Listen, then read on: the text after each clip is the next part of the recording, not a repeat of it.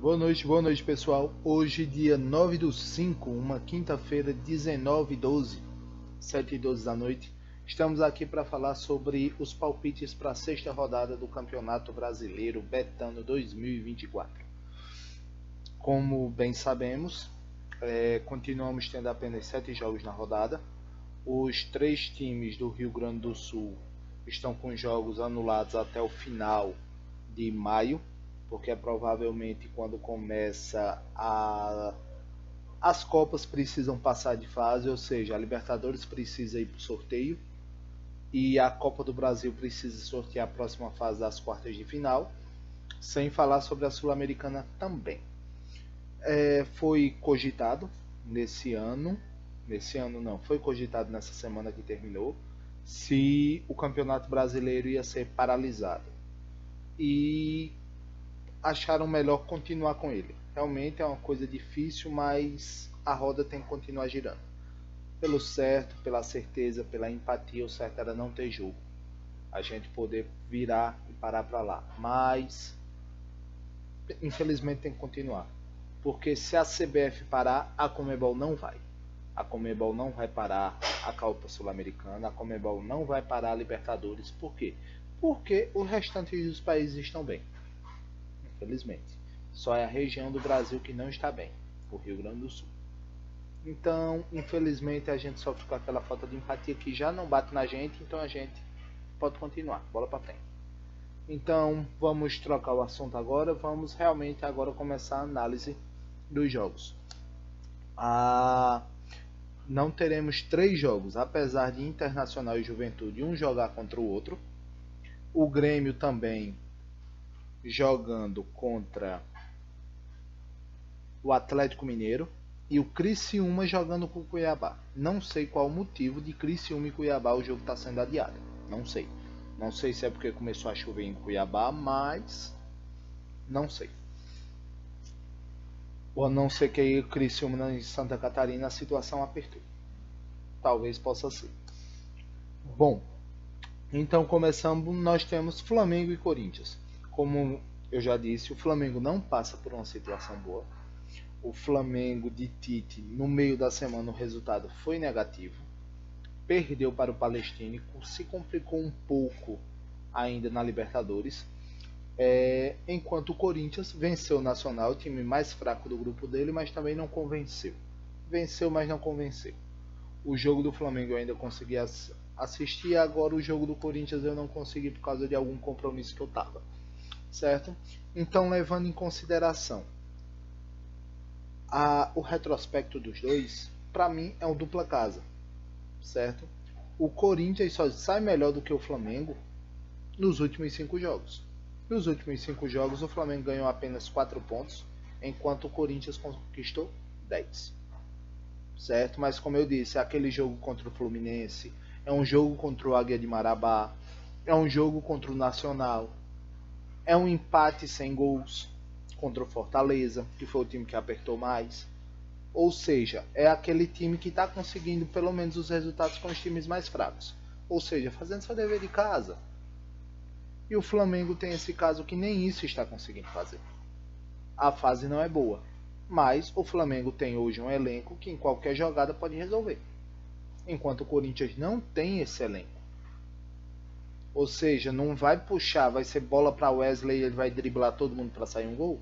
Não, por quê? Porque a zaga do Flamengo é qualificada. Tá entendendo? Contra um time mais fraco ele pode rabiscar, passar um, passar dois e quem sabe meter o gol. Agora contra outra zaga não dá. É mais difícil, é mais complicado. Independente do ataque do Flamengo. Pedro pode subir ali e aproveitar uma besteira de Félix Torres? Sim, pode. E pode marcar o gol.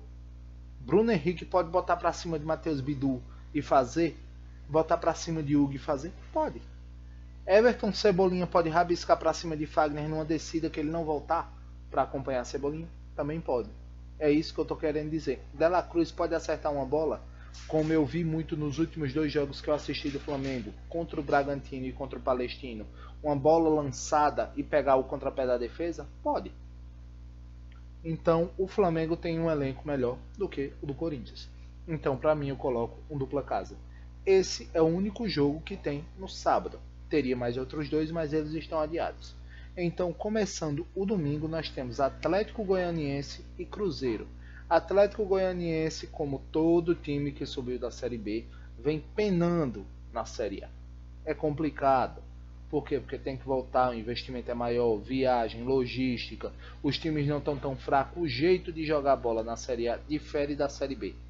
A Série B, quem joga fora está jogando por um empate, quem joga em casa tem que ganhar de qualquer jeito.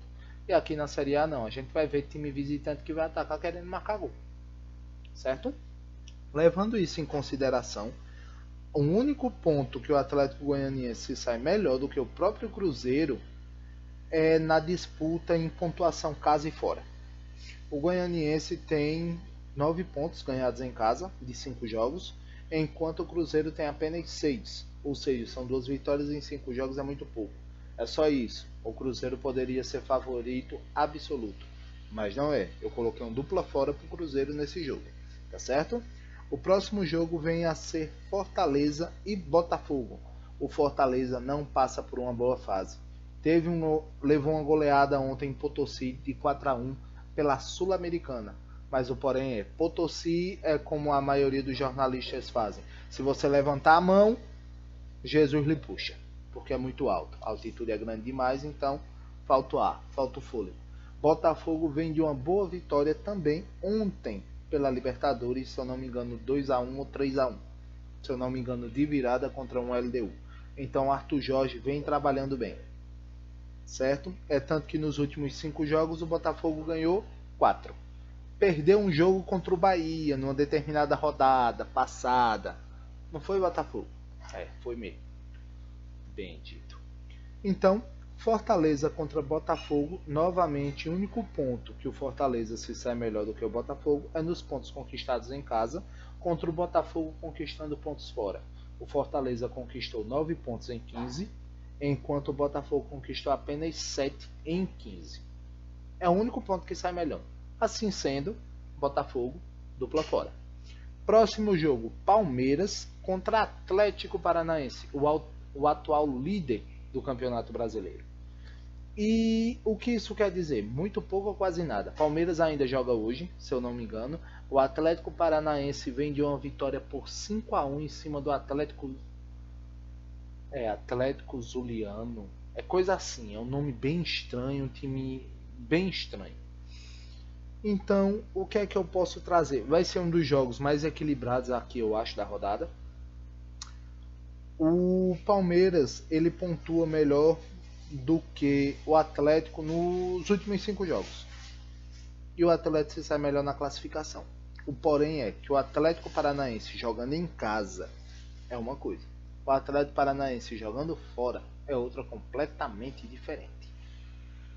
Certo?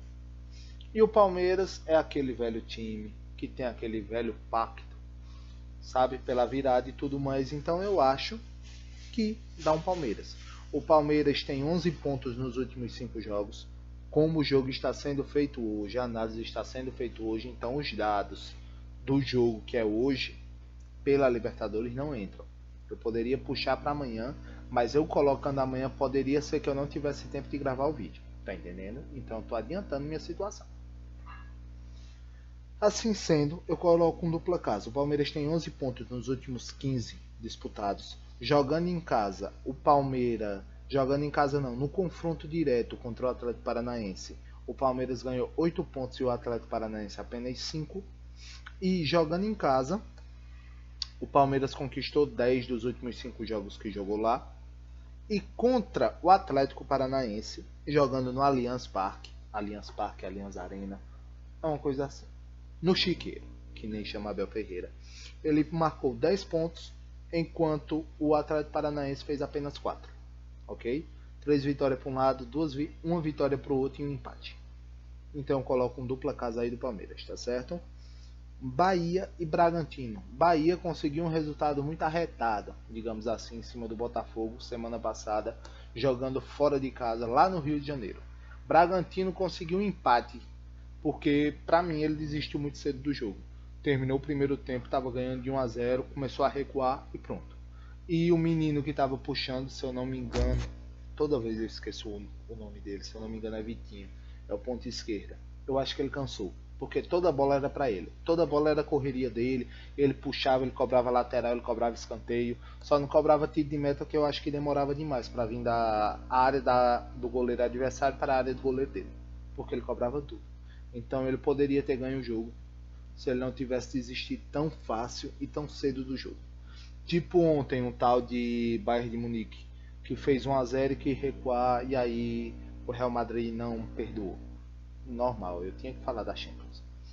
Então, trazendo para isso, o único ponto que o Bragantino leva vantagem contra o Bahia é no confronto entre os dois.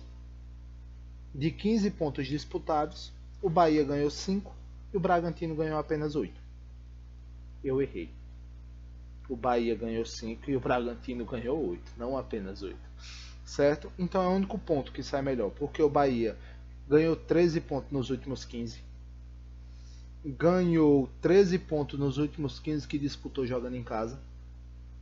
Ganhou 13 pontos jogando contra o Bragantino na Bahia, em Bahia.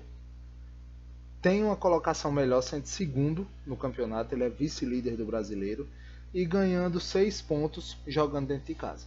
Então, para mim, isso dá o favoritismo ao Bahia em dupla casa. Tá certo? Vasco e Vitória. Sim, é a 6ª rodada? Deixa eu confirmar.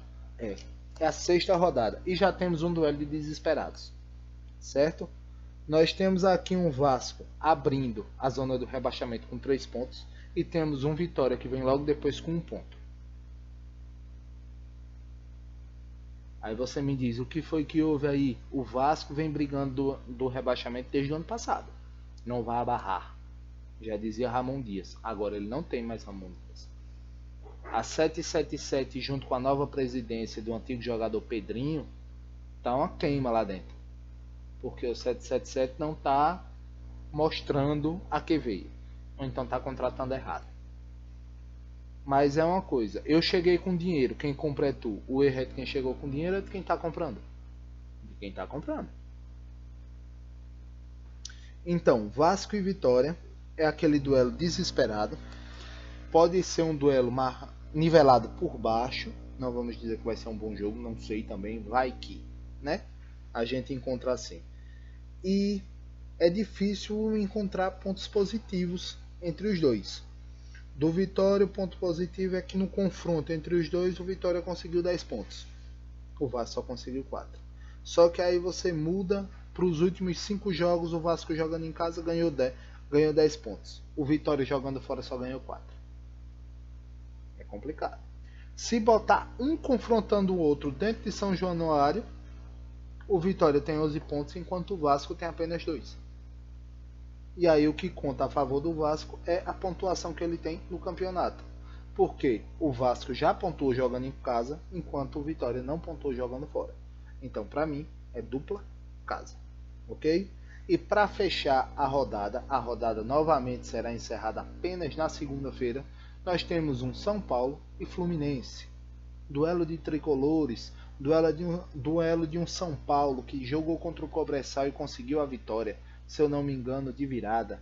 Duelo de um São Paulo que conseguiu 13 pontos nos últimos 15 disputados. Ou seja, ainda não perdeu com o novo técnico. Zubeldia, David Guetta, Luka Modric. É um monte de apelido que ele já ganhou. Porque o cara parece. Contra um Fluminense que ainda vai ali tentando se ajeitar. Tem um jogo hoje contra o Colo-Colo. Não sei se já começou, se só começa de 9h30, mas tem um jogo hoje pela Libertadores com o Colo-Colo. Não entrou para análise, lógico, o jogo ainda não aconteceu. Enquanto do São Paulo, o Cobressal entrou. Então, São Paulo contra o Fluminense, o único ponto positivo que o Fluminense tem jogando contra o São Paulo é no confronto entre os dois, independente do mando. Certo? O São Paulo conseguiu 4 pontos, enquanto o Fluminense conseguiu 10. Mas para mim, isso não é que eu possa colocar que ele é um favorito. O favorito para mim ainda é o São Paulo nesse jogo, então eu coloco um dupla casa, certo? Terminamos a análise por aqui e eu vou dar o resumo. Mas desde o começo, e eu estou falando agora no final do vídeo, fica aqui ou desse lado ou desse, onde eu achar que ficou mais bonitinho, aí eu coloco meus palpites do jogo para você não precisar ver o vídeo até o fim. Mas se você está escutando isso, você já viu o vídeo até o fim. E muito obrigado. Então vamos lá. No dupla casa, nós temos Flamengo e Corinthians, Flamengo. Nós temos Palmeiras e Atlético Paranaense, Palmeiras. Nós temos Bahia e Bragantino, Bahia. Vasco e Vitória, Vasco. São Paulo e Fluminense, São Paulo. Certo? 5 timinhos lá no dupla casa. No dupla fora nós temos apenas 2, Fortaleza e Botafogo, Botafogo. E Atlético Goianiense e Cruzeiro, Cruzeiro. Aí você bota lá no dupla fora, certo? Como eu já disse, eu disse uma vez num grupo que eu tenho aqui e digo novamente, faz um pule só com todos os 7 jogos para dar uma graninha até vai que boa. Faz um grupinho dupla casa, um pulizinho dupla casa, faz outro pulizinho dupla fora. Se tiver algum palpite meu no empate, aí você bota mais um de empate. Porque, por exemplo, vai que um jogo, por exemplo, Flamengo e Corinthians, o Corinthians foi e ganhou do Flamengo. Vai que, né? E aí você colocou Botafogo e Cruzeiro para ganhar fora e perdeu por causa disso. E Botafogo e Cruzeiro tiveram suas vitórias. Mesma coisa da rodada passada. No grupo todo eu perdi, né? Perdi na todo mundo, perdi na dupla casa, porque era o Botafogo dupla casa, mas acertei os duplas fora que tiveram. Compensou, ou seja, eu não fiquei na perca, mas também não tive lucro. É melhor perder. É melhor não perder do que perder. Esquece. Então, pessoal, é só isso por hoje. 17 minutos, o vídeo ficou um pouco comprido. Vocês me desculpem, eu conversei um pouco a mais. Mas, muito obrigado. Segue, curte, compartilha, deixa um joinha. Qualquer coisa, comenta também. Vou adorar muito receber um comentário de vocês para melhorar o que tá bom, o que tá ruim, o que não tá. Tá certo? Valeu, pessoal. Vejo vocês. Deixa eu ver, a rodada vai acabar segunda. Vejo vocês na quarta-feira, provavelmente com um vídeo das reações, tá certo? Provavelmente tem Copa ali no meio da semana e o vídeo provavelmente vem na quinta ou na sexta-feira com os palpites da 7ª rodada, mas ainda estamos na sexta. Então valeu, pessoal, lembrando novamente, quem puder ajudar o pessoal do Rio Grande do Sul com as enchentes e tudo mais, tiver certeza da condição, tiver certeza para quem vocês estão mandando mantimentos, dinheiro e tudo mais, não caiam em golpes, prestem bastante atenção, CNPJ, nome de firma, nome para quem vai, para quem não vai, mandou, guarda comprovantezinho, porque também serve de prova caso seja golpe. Tá bom? Só isso, muito obrigado, boa noite, ótimo final de semana, parti!